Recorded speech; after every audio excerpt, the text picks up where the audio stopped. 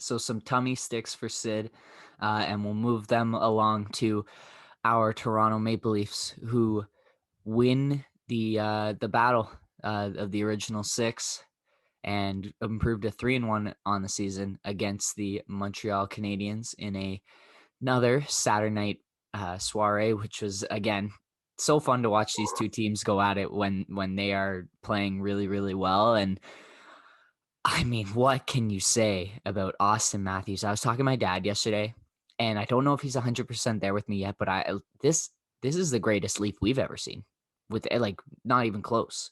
You could obviously Matt Sundin, awesome. Again, he was a little bit too early for you and I Yeah. when we were learning it, and we've had Phil Kessel, but like both of those guys compared to what Austin's doing right now, is he's just on a whole different level. He's on a 52 goal pace in a 56 game season, and he's already missed one of those games, so 55 for him. He scored two more on Saturday to bring his total up to 18, and it just looks like every night it's two for him. He just can't stop scoring, and it doesn't feel like anyone can stop him, especially on the power play. It's just automatic for him at this point. It's so much fun to watch him play right now. Yeah, I mean, what a game overall. Just the back and forth. That might have been the most fun hockey game I've watched this season. I mean, tight first period where the goalies are stars, both stepping up and making saves, and then both teams scoring two goals in under 60 seconds. The Leafs on the 5-on-3 just too good. I mean, last week against Ottawa, they flub an entry and then just matter of time before they get set up. This time, I think they flub four entries, but still, with just a matter of seconds, all it takes is one. When you have that level of talent out there, it's just, I mean, you look at that play and you saw the defense had to make a decision. It's like, shit, Mitch Marner's coming down into the slot. Someone needs to step up on him. John Tavares is in front of the net. If we don't do anything about that, then like Marner's just feeding it to Tavares for the goal. And so you cover those two, and Austin Matthews, I mean, Price knew exactly where that puck was going, and he still couldn't get there fast enough. 5-on-3 Leafs, too good. I feel like they might be 3 for 3 so far in the 5-on-3, but maybe I've missed a couple. My favorite goal though was Mitch Marner's. That the way he hid that shot under the sliding player was so filthy. Well, yeah, and it came off of the goal after, so Matthews scoring with 1 second left on the 5-on-3, so we get the power play, and Joe Thornton feeding Travis Boyd, top power play unit player Travis Boyd, who didn't even make the Leafs out of camp. Great job by him taking advantage of his opportunity, but I think Price was expecting another cross crease from Marner, who's normally a pass first guy, and he reads it well and picks his spot and just snipes it. Yeah, Just I mean yeah. that I loved that goal so much just because watching it, it was like, man, there's no way Price even saw that shot go off. Marner managed to find the hole under the sliding player for like a perfect angle on the net where you can't even really see the stick. So that was just such a high level move that I was so impressed by. Travis Boyd, up and down in my books. I mean, great stick on the ice presence for the cross creaser, but the Leaf or the Habs, I mean, it makes it a great game, but it's hard to watch fire back in even quicker fashion with their two. One of those off a Boyd giveaway Yeah. at the blue line, two breakaway goals. I was a little more upset with Anderson in the moment. I mean, giving up back-to-back breakaways, and if you look back to that awful collapse against the Sens, they had two breakaway goals on that. So I do imagine in the Leafs practices, you've got to let like Marner Matthews just go after him again and again and again, and try and work a little on that. But those were incredibly placed high speed shots. So, Yeah. but after those two, he was huge. I had an absolute robbery on a setup by Drouin. I can't remember who tried to put it away, but filthy Yeah. steal, and he was huge for all the places you need to be throughout the game. So He got beat 4 times in this game, one of which got called back, which was a strange one to say the least, because they put on the headsets. They initially called it a good goal, and then it got coach challenged by Sheldon Keefe, and they go back again to the monitors, and this time it's no goal. And I think that's the right call. Yeah. Very similar to the Thornton goal, where the pad gets pushed across the line, and everyone can be upset about that rule, but it is a rule, and it already burned the Leafs. Funny how it burns in like 3 days ago, how quickly we get 2 instances that I haven't seen in a long time happen in the span of 4 days, but it goes one way and then goes the other for the Leafs, and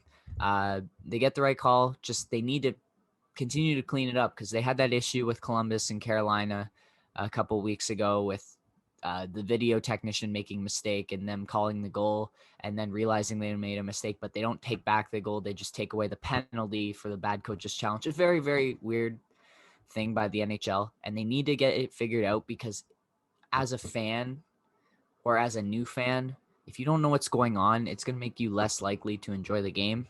And these replay processes are slow, tedious.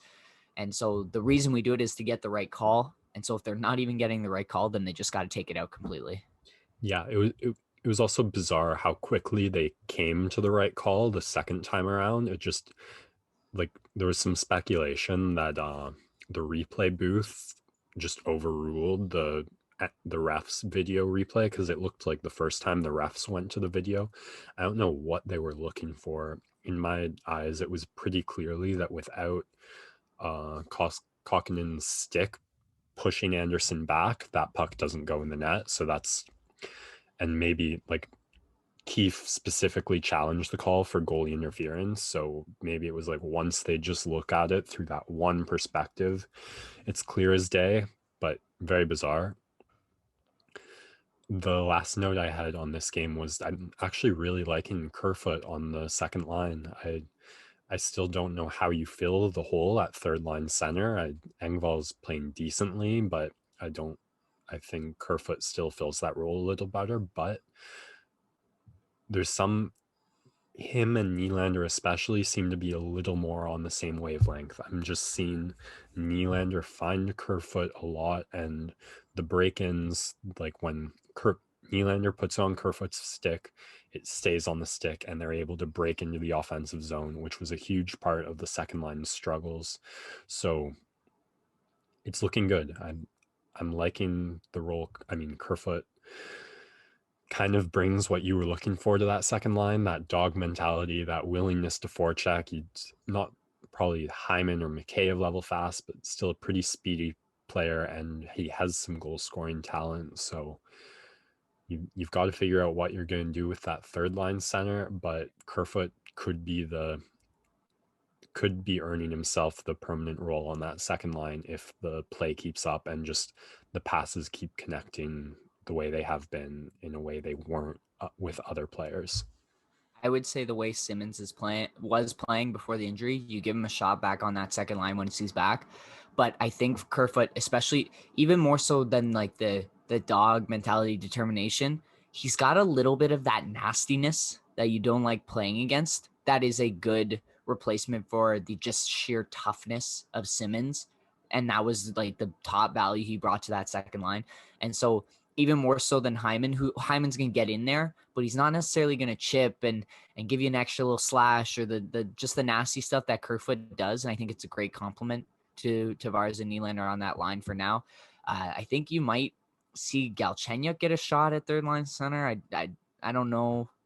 We'll see. I'm interested to see what they're going to do going forward. But right now, like, there's not a lot of problems. They're winning games, and so they don't need to finick too much with the lineup. It's only when you encounter a bit of a roadblock that you might see some changes being made. But right now, they're winning, so not much needs to be adjusted. Just still something to monitor going forward. And this wasn't in our show notes, but the Habs then going on to lose their next game last night to the Sens 3-2 in overtime. So they've got a really tough schedule ahead. They just had a week off, and I think I heard something like 41 games in 78 days or something. So not like above one game per 2-day pace, and they're gonna struggle. I mean, I imagine all the Canadian division teams are going to have schedules paces close to that, but coming off a full week break, just having to go into that, you're going to have a lot of nights where you just had a tough matchup and then back to back, you've got to pull it out, and another tough matchup against the Sens. Tighter game with the Sens out shooting them, and Brady Tkachuk finding the goal in overtime. So no need to like sound the alarms and panic too hard yet, but the Habs won for 4 points in their last two. You especially don't want to be, I mean, the Sens just seem to kick it into a higher gear against their closer in distance rivals, the Leafs and the Habs. But eyes on Montreal for how they respond to losing the last two. Yeah. All right, we move on to the Oilers and the Flames, the Battle of Alberta, which has been a little bit lopsided this week, especially the 7-1 win for the Oilers in the most recent tilt. McDavid, you have in the notes, heard the Matthews praise because Matthews been on tear, and even when you've got a guy on a different universe, I don't know, what can you say? McDavid's in a different dimension. Like he's just playing on another level entirely. Natural hat trick, adds 2 assists. He's on pace for what, like 140 points in a 56 game season. Like these are Gretzky level numbers that he's putting up. And the big thing I think is like the Oilers are on this little 3-game winning streak now. They're second in the division. They've really pulled away from some of the teams in that middle of the pack that we were talking about with Montreal and Calgary, and Winnipeg still got a couple of games in hand. But the Flames, man, they have lost something emotionally in that locker room. The team just, it feels flat.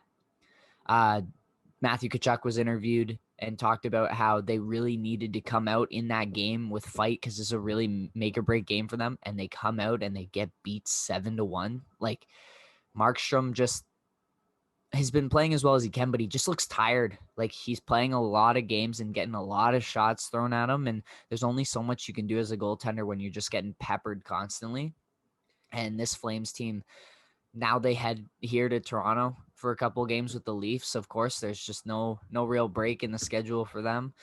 Yeah, I don't know where they're going to find the motivation, but we saw earlier when the Leafs are playing them, they get discombobulated very easily emotional wise, and they just need to find something to rally around right now because they're a team that's missing that inner drive.